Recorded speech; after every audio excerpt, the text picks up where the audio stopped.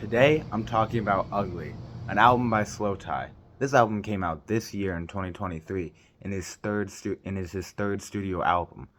When he released his uh, initial breakthrough album, Nothing Great About Britain, it was a set of non-stop bangers right out of Northampton, Britain, talking about just how brutal of a country it is.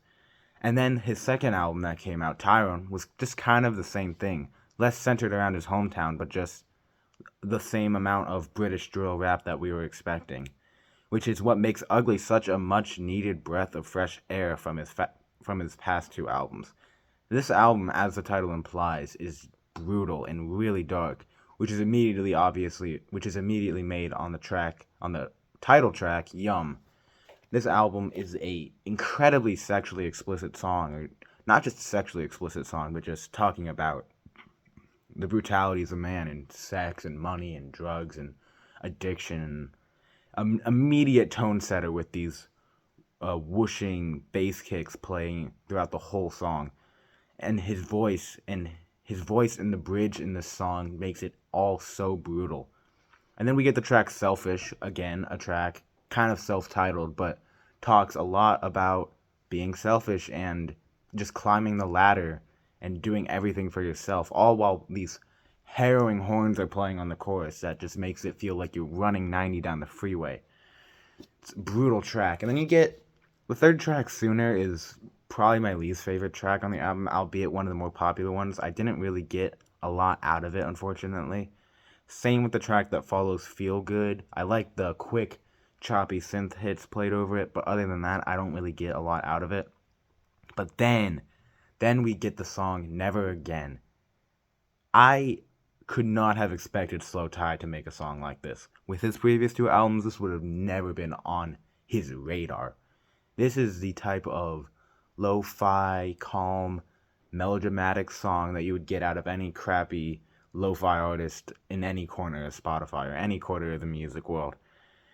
But he does it so expertly and so well because he's such a mainstream artist that it just all flows beautifully, and it's just such a nice, cohesive story. It's really enjoyable. I really recommend you listen to it. Then we get the track after that, F It Puppet, which is a short, not even minute and a half track, just about him battling the voices inside his head. It's fun. It's nothing crazy. And then, very interestingly enough, the track placement that follows are the songs Happy and Ugly. Both songs that in the chorus he spells out the name of the track, which is just something I find interesting. It's nothing that detracts from the album at all. But, the chorus to Happy is, it's okay to cry, Happy, Happy. And then the chorus to Ugly is, Ugly, Ugly. It's just interesting that they both take place right behind each other. But then we get the most beautiful send-off to an album I've heard this year, I can confidently say. The track Falling hits, and it gives us this nice, calm break that we've needed throughout this entire album, making us feel like we're falling in a sense of lucidity.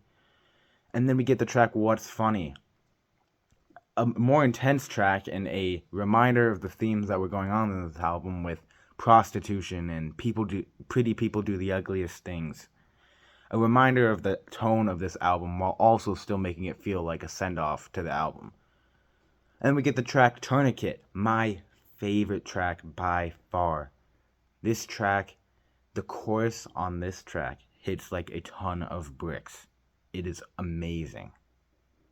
I highly recommend that you listen to this one as well. And then we get 25% Club, the true send-off of the album, with a really catchy chorus, great message, and just a memorable way of fading out the rest of the album.